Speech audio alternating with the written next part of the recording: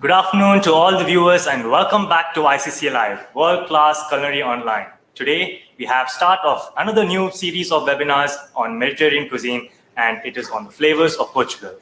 I will now hand over to our host, Shanaz Raja, Director of Courses at the ICCA Dubai. Over to you, Shanaz. Thank you, Karun. Hi, everyone. Welcome to another tryst with our amazing teams of chefs here at the International Center for Culinary Arts in Dubai. Today, from our Faculty of Cookery, we present to you our very own Vasco da Gama, Chef Sergio Freitas. The only glitch is he doesn't seem to have a boat. So he has decided to backpack through the Mediterranean and give us a taste of every country he visits. Chef Sergio has been with us at the ICCA for over 2 years now and has been a chef for a very, very long time before that. Don't be deceived by his looks. If you are here for the first time, the International Center for Culinary Arts in Dubai is an internationally renowned vocational education training center delivering professional and personal education in cookery, bakery, and patisserie. And now let's move on to our very modern 21st century backpacking Vasco da Gama himself. Over to you, Chef Sergio. Thank you very much, Shanaz, for that wonderful introduction. Bon dia and welcome to the ICCA live webinar. My name is Chef Sergio, and with me I've got my lovely assistant, Chef Angel, who is going to be assisting me today. She is currently doing our professional diploma with us in Hot Kitchen. So today, this is my first episode of my series where I'm going to be taking you around the Mediterranean and showing you all the lovely dishes that I fell in love with and made me fall in love with food and want to actually become a chef. All right, so today I am docking in Portugal. As Ms. Shanaz says, I'm the little Vasco da Gama. So I will be docking in Portugal today, where I'm going to be sharing with you two delicious but traditional dishes that is very close to my heart, which is our traditional caldo verde soup, which translates more into a green broth, right? And then I'm also going to be making a beautiful beef trinchado stew, which will go with something special as well. And hopefully you guys will love these dishes and make this at home for your family, for lunch or either dinner. They're both very easy dishes to actually complete. So, shall we get started, Chef? Yes, Chef. Let's do it. So, firstly, I'm going to start with my trinchado, only because it takes a little bit of more cooking time than actually making our soup. So, we're going to go through a little bit of our ingredients first, so you know what we have on board. Okay, so firstly, I have my beef tenderloin, right? You may use any other beef like rump steak or a good strip loin. I prefer to use tenderloin only because it's a lot more tender. And if you would like to have this dish cooked in under 30 minutes to 40 minutes, this is the meat you would want to choose. Right, I've got some beautiful red wine.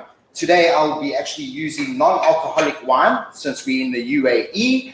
And I've got lovely beef stock. I've got some butter, some salt, some pepper just for flavors. I have some chili and a little bit of thyme. I have some garlic, some flour, some onions, a bay leaf, some paprika, and Worcestershire sauce. Right, so now shall we get started, Chef? What we're going to do first, we are going to take a little bit of our butter and we are going to put just about half of the butter inside. Let that sizzle. Right. So I've actually made a marinade already because you should be marinating your meat with all the spices. So I'm going to be adding this meat in already while I will explain the sauces that I will be marinating my meat with. Right, so while Angel is busy sauteing that up for us, what we will be adding in our beef over here, we are going to be adding in our chili, and our thyme. I'll be adding in our garlic, our paprika,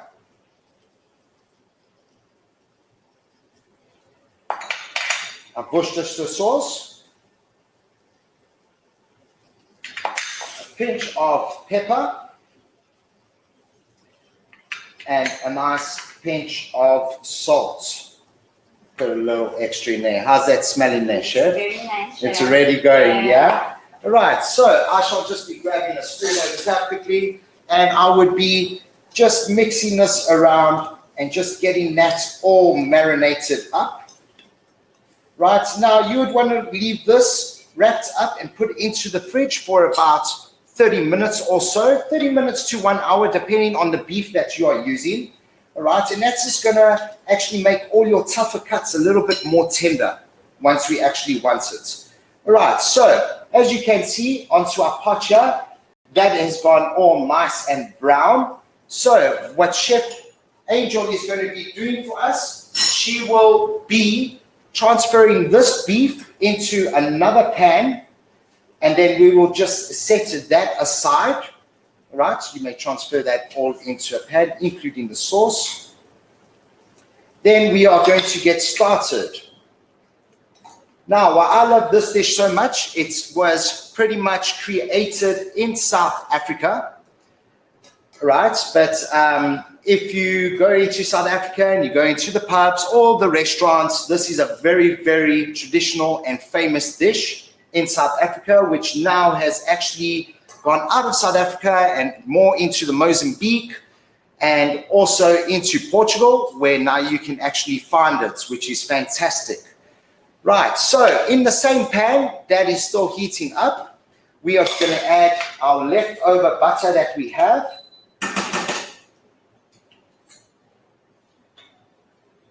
Fantastic. And we're just going to melt that up a little bit.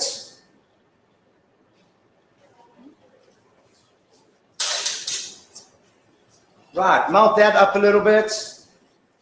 Then once it starts to sizzle, we are going to be adding in our onions. And we're going to let that sweat out. Fantastic. We want all those natural sweet flavors coming out. You actually want to hear that sizzle. You don't want to brown it too much. You just want to just caramelize it just a little. Then we will add in our leftover garlic. This dish does require a little bit of garlic, so you might have some lovely breath afterwards, which is great in Mediterranean cuisine. Fantastic. So now we're just going to let that cook just for about 30 seconds to 1 minute. From there, we are going to be adding in our flour. Now, you might be asking why we are adding flour to our onions and to our butter. This is going to create pretty much a natural thickener for us, we call it a roux inside the kitchen. You get 3 types of different roux, a white roux, a blonde roux, and a brown roux. So what we're going to do, we're just going to want that just to get a little bit thick. And once it actually comes away from the pan, that's your telltale sign that you can actually start adding in your liquids. So we'll just give that just a few seconds to go a little bit extra. Fantastic. Now, the roux is starting to stick away from the pan. This is when I'm going to start with my red wine. Once again, I am using non-alcoholic red wine today in this dish. If you would like and you don't mind actually having real wine in your dish, I pretty much tell you to go full ahead and go for it, because the real wine is just really going to give you this extra flavor that the non-alcoholic will give you. So as you can see, that liquid has gotten already a little bit thicker.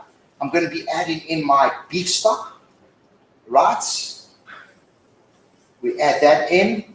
Oh wow, this is going to be so delicious. My mouth's already watering. This is really taking me home. Right, we'll add the leftover there. Perfect. Now, what we're going to be wanting to do, we're going to be taking our beef, the one that we fried up earlier, and we are going to be taking just the juices of that beef, all those juices that came out. You're going to be wanting to throw that in as well.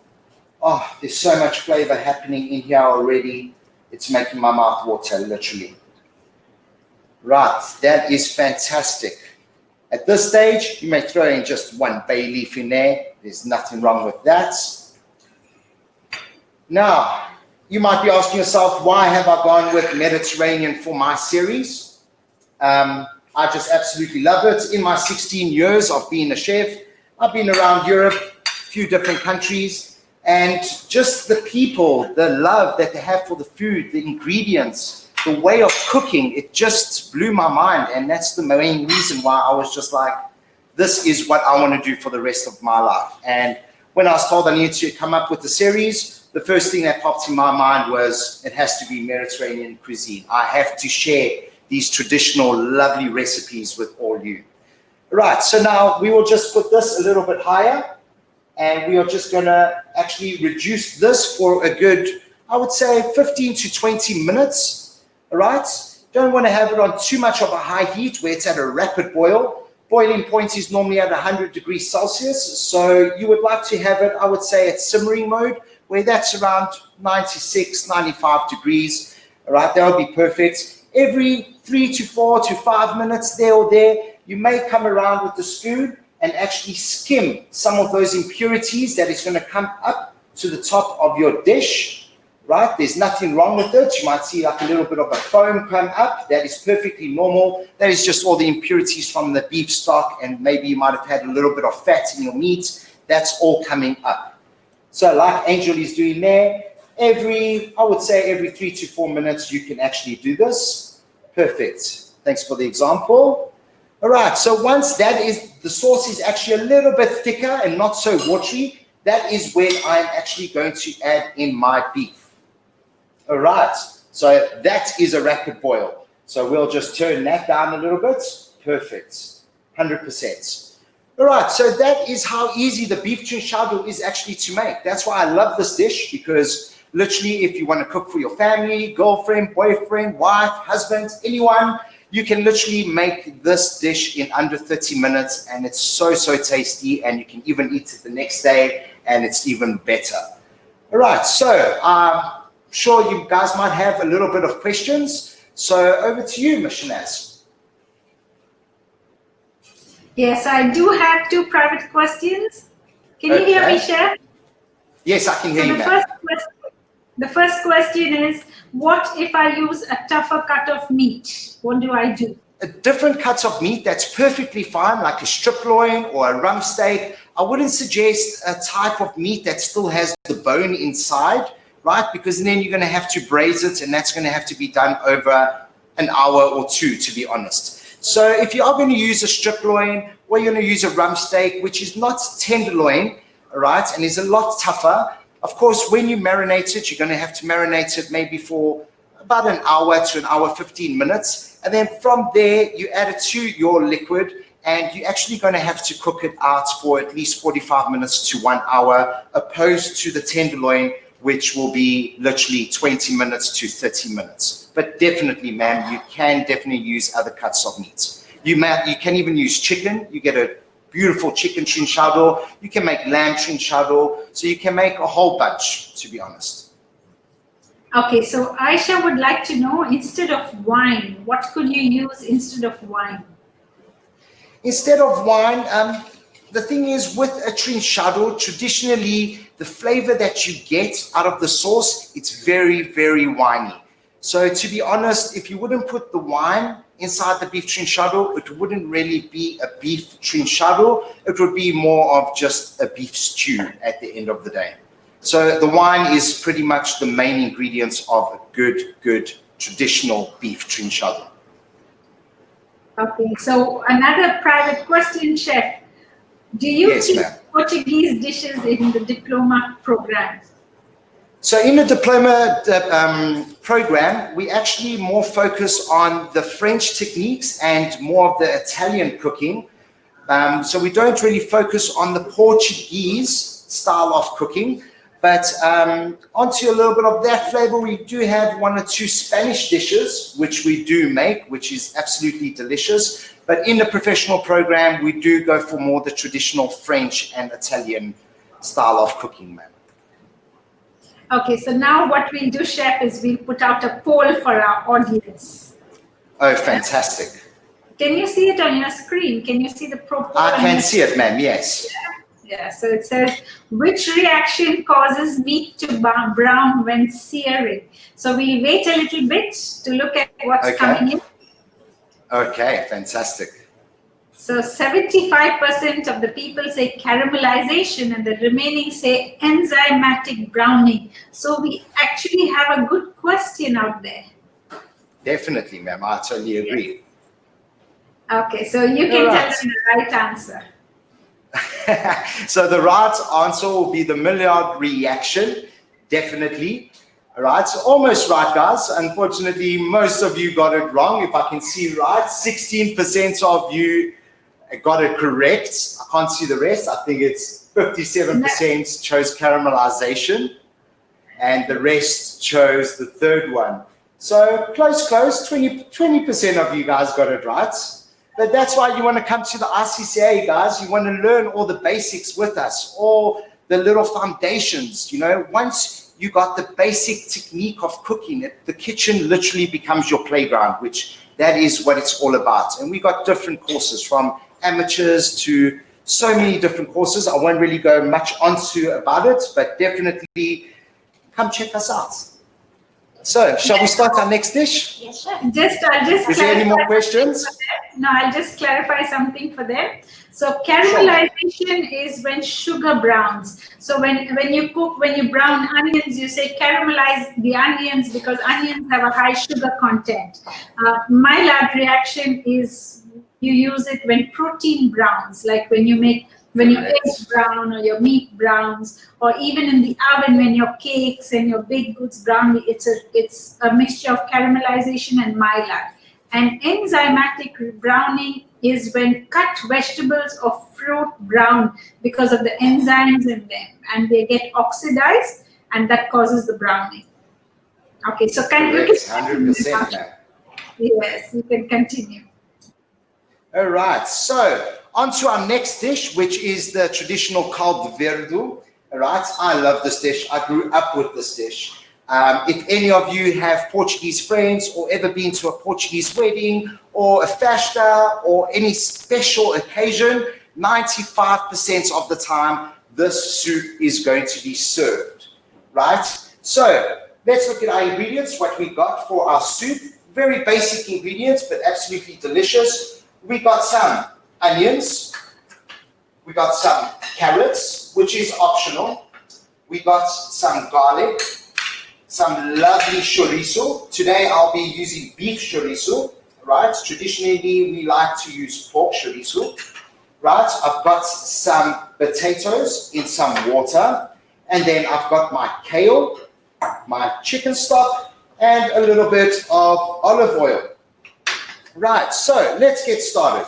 First thing we're going to want to do is we're going to want to fry up our chorizo. So we're going to pop in, don't put too much olive oil, but don't be greedy with it. Right, so we're going to be adding in our chorizo in there, and we're going to give that a little bit of a fry, just give it a little bit of a color. Also, the chorizo is actually going to let out a lot of its flavor into the oil, which then when we take the chorizo out, we are not going to be taking the oil with us. We're going to try to leave at least 90% of it behind. Right, so that's already smelling so delicious. Right, so we've got about 10 seconds left there, and then you may take that out for us, Chef. Fantastic. You can actually see that the olive oil has actually changed a little bit of color. Obviously, I'm using a very beautiful, spicy beef chorizo today. Right, perfect. You may take that out, Chef. So we just gave it a little bit of color. Oh, that smell is absolutely divine. Right, so a little history about the Verado. Verado actually started out in Portugal, of course, in a little province called Braga. right? And from there, it actually just went all over the place, and literally every province, every country that is Portuguese related, from Brazil to Madeira Islands to Açores to Mozambique, even found its way to South Africa, obviously even to America. We got a lot of Portuguese all across the world, and this is just our one soup or appetizer that we have just taken everywhere, and a lot of people have just fallen in love just as much as we love it. So now that we got that lovely olive oil that's been infused by a little bit of our paprika, of our chorizo, we're going to add in our onions. Fantastic. Give that a stir there, chef. Fantastic. You're going to also want to sweat these onions out, right? You don't want to give them too much color or have any burnt pieces. Always be careful with on the sides of the pan. The onion shouldn't stick, especially if you're cooking on a gas burner, all right? Because then you'll get all these little burnt pieces of onion, and that will actually stay in your soup and not be so nice. We're going to add in our garlic. Yummy. That is smelling so good already. Right, then we are also going to be adding in some carrots. Now, carrots is purely optional. Many places, obviously it started out in Braga and it started moving around into Lisbon and Porto, then went over to Madeira. My parents are actually from Madeira, so each province, Mozambique, everywhere where we are, we all like different consistencies, and we all make it a little bit different with our own little techniques and a little bit of own flavors in there. But today I'm sharing one recipe that was actually my grandmother's, so I'm going more the thicker traditional soup. A lot of them like it a little bit more watered down, which is absolutely fine. At the end of the day, it's to your preference, right? Even speaking about it, I've got a colleague who's actually from India, in Goa, which is also very Portuguese influenced. And when she heard I was making the caldo verde, she was like, oh my gosh, I love that soup, except they actually use spinach. They don't use kale, which is absolutely perfect.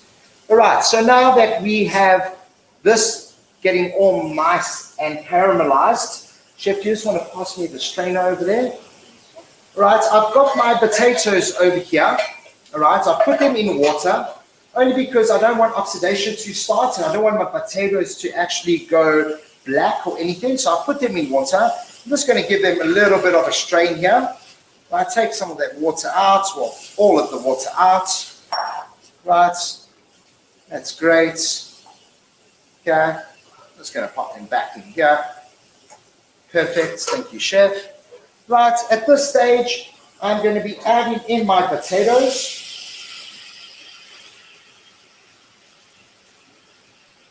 Great, chef, you may carry on stirring there.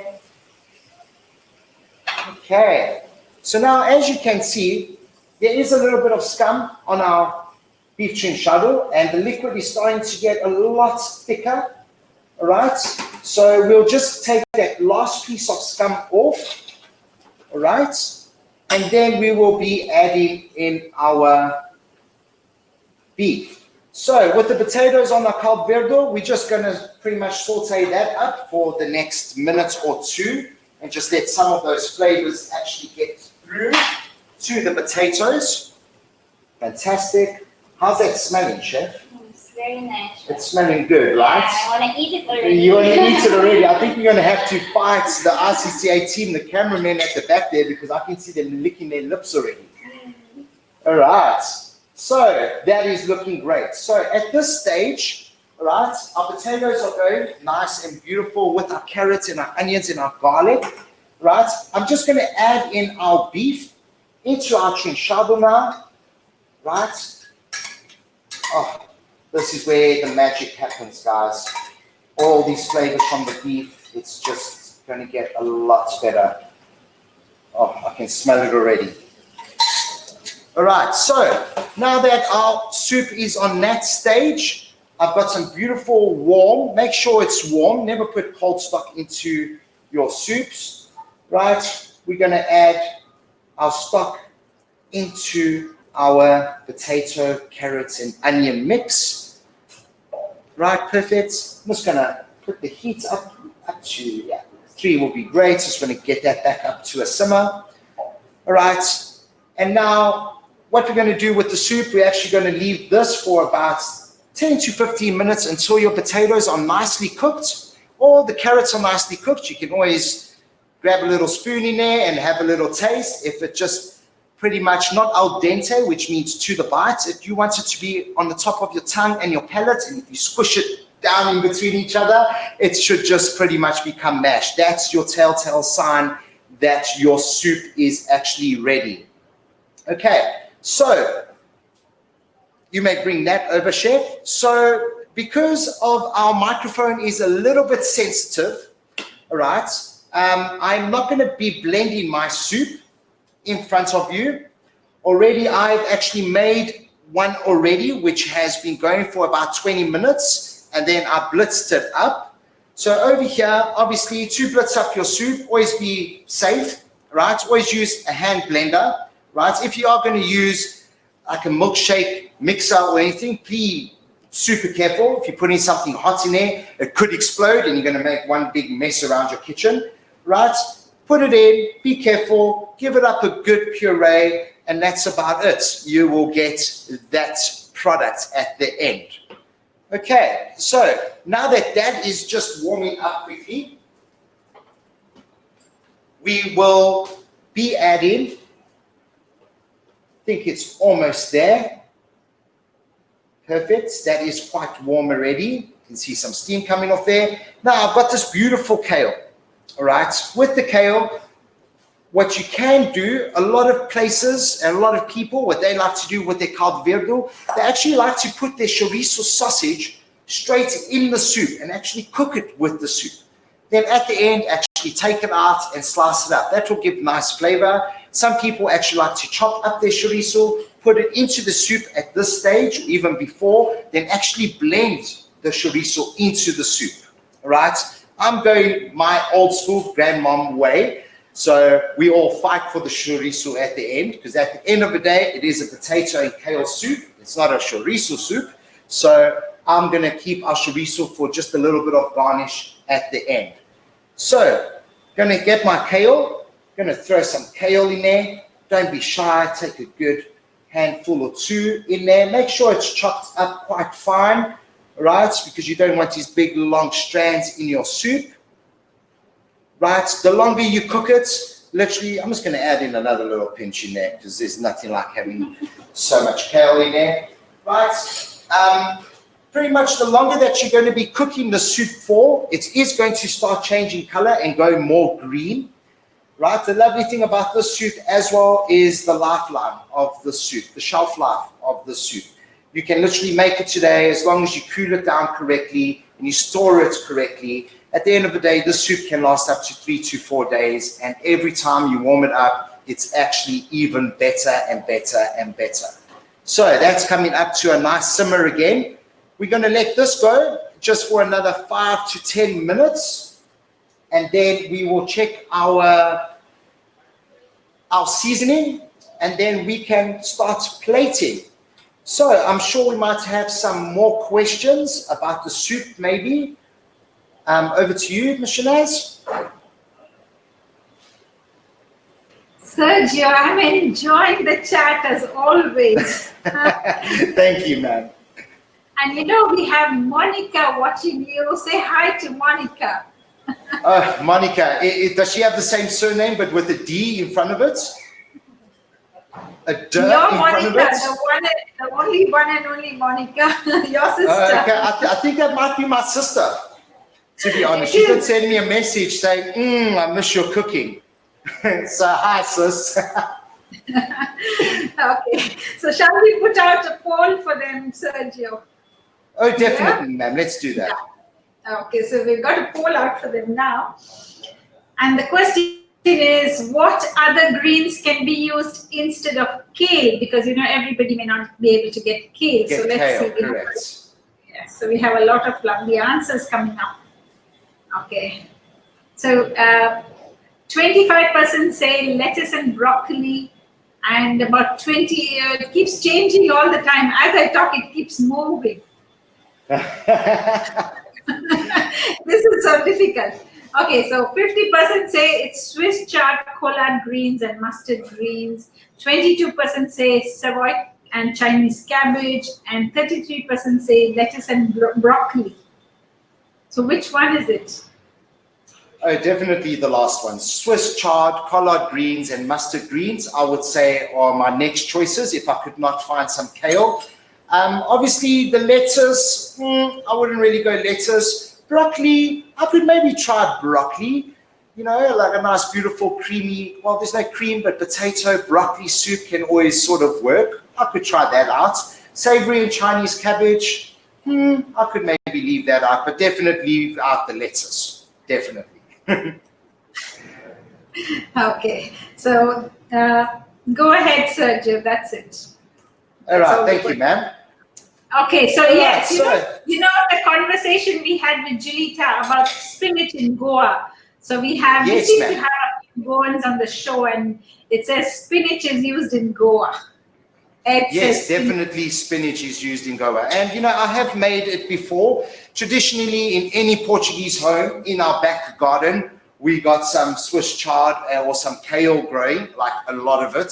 So that's always, we never have to go to the shops and go buy kale. It's always growing in our backyard, 100%. So, but definitely, you know, I've made it a few times where I couldn't get kale, and I've made it with spinach, and it actually came out beautiful, to be honest. So don't be afraid of using spinach for your caldo verde. Even don't be afraid if you're not really into your chicken stock. You could always use a vegetarian stock. If you don't have either one of those, you know what? Go put in some water. It's absolutely fine. Once you season it and once all those flavors come together, you're going to get pretty much the same results from it. Thank you. Okay. It's only a pleasure, ma'am.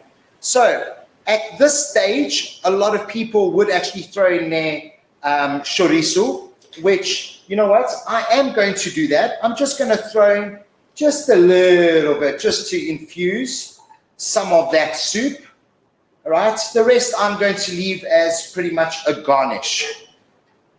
Traditionally, even with the soup, when you actually have it at a festa or a wedding or a celebration, literally, they only put one slice of chorizo at the bottom of the bowl. So they'll put one slice at the bottom of the bowl and then a nice, beautiful 200 ml ladle of soup. So sometimes you actually want a little bit more chorizo. So when you're at home, I suggest don't be shy with the chorizo. Put it in. Right. So now that our soup is actually going, I'm going to have a little bit of a taste. It's been about a good 5 minutes already for our caldo verde. I'm going to have a little bit of taste and actually just correct our seasoning over there.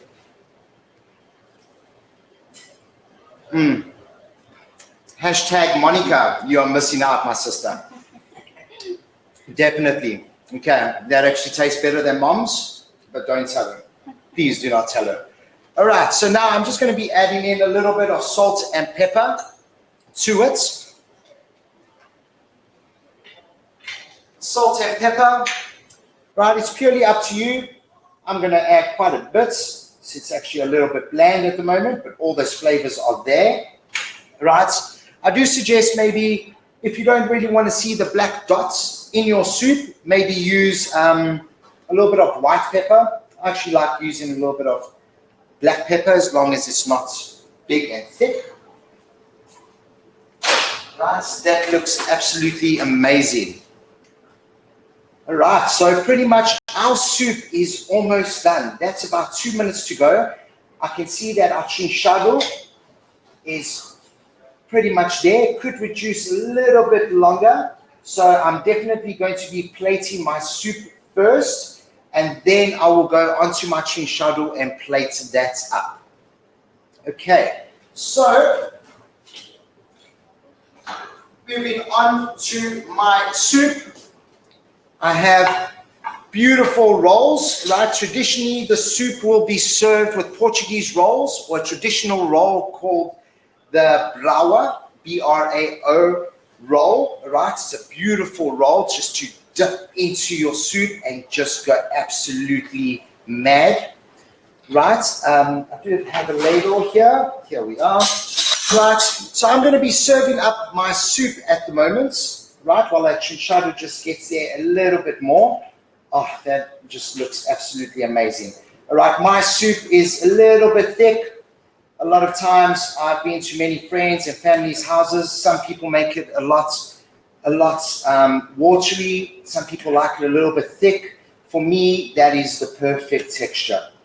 Right, so I'm going to be popping my soup inside my bowl. Oh, there's already pieces of chorizo in there. God, that looks so good. Right, put that in. That is one fantastic looking soup. Right, now I'm going to be taking some of this leftover chorizo and I'm literally going to just be popping it in. Right, I've cut them into quarters. A lot of times we serve them nice and round. I like them like this. My mom used to make it like this for me, so I follow the legend sometimes. All right, so that is our beautiful soup as an appetizer. If you get one of those, you will totally be so happy with this soup, with all those flavors. Now, moving on to our chinchado.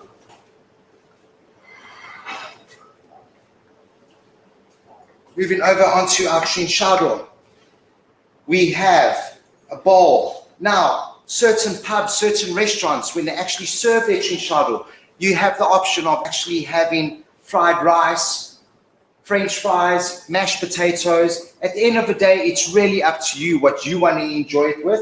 All right. Today, I've actually gone with a spicy rice, right? A little bit of a turmeric rice, which I've actually added in some carrots, some different pepper cuts in there, salt, pepper, a little bit of herbs, a little bit of chili. So it's actually so scrumptious. Right, so now I will be needing another spoon there, please. Yeah, just a big spoon will be great. Thank you, chef. All right, so now our chinchado is nice and thick, a lot thicker than what it was. I'm going to be taking this and I'm going to be taking my beef. That's why I love actually using the tenderloin, because once you actually fry tenderloin, literally it is so soft already. So all that you are doing, you're just infusing this meat with this lovely sauce of garlic and obviously the red wine and the stock. It's just mouth-watering, guys. And then once you actually have this and you dip that bread in there and you actually mix it in with the rice, it's on another level of just delicious. Right, want to take that. Right, perfect. Right, I'm definitely going to be eating this for lunch. As much as my camera guys are going to be wanting this, they ain't getting anything because it's all mine. I'm just joking. I'll share with you, chef. Thank you, chef. So that is our two traditional plates of food from Portugal. Right, we got our beautiful Verado with beef chorizo, and we got our beef trinchado with beautiful toasted bread and our beautiful rice that goes with it. Once you have that and you jump onto this, trust me, you're going to want to hit the couch and actually have a nice little nap, most definitely. Right, so this is the end of my first episode of seminar. Like I said, I'm going to be taking you on a journey around the Mediterranean. So next week, I will be traveling or docking in another country, not too far from Portugal. I'm not going to leak it out just yet, but definitely please join me next week on ICCA Live for my episode number 2, where I'm going to be making something truly, truly special, which might even compete to this, to be honest. So I would just like to say thank you very much to the ICCA team. Thank you very much, Chef Angel, for being my assistant today. And thank you for all the viewers out there. And I'd just like to ask you all to please try these recipes out. Post it on our social media, either on Facebook, on Twitter, on Instagram. If you have any other little questions, let us know. I'll reply personally. All right, so thank you very much for joining us, and I will see you next week. Take care and God bless. Over to you, Missionaries. Thank you, Sergio. I think everyone has enjoyed that little bit of sibling rivalry. And I forgot to tell you to be careful what you say about mom, because I told Monica on the chat that she could play the replay to mom. So I don't know how that's going to work out for you. Anyway, simple, quick, wholesome, and tasty. If you don't eat beef, try it out with chicken or lamb or just vegetables, and you will have a new dish on your menu. For some reason, this makes me think of Goan Vindaloo, and most Portuguese dishes cooked in wine and chili seem to go very well with bread or pau and taste better the next day.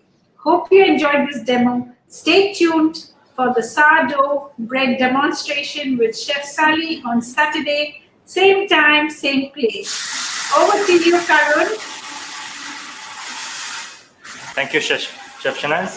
Thank you, Chef Sergio and Shanaz, for this session. This definitely looks appetizing. And guess what? This room is absolutely cold, and perfectly, these both goes very well. For those who have missed out on the complete live action, an email will soon follow with the replay video of this webinar together with the handouts as well. Lastly, yes, we encourage you to recreate these dishes and share them on your social media platforms by tagging at ICA Dubai. And yes, we look forward to seeing you in the next session. Until then, goodbye from all of us here.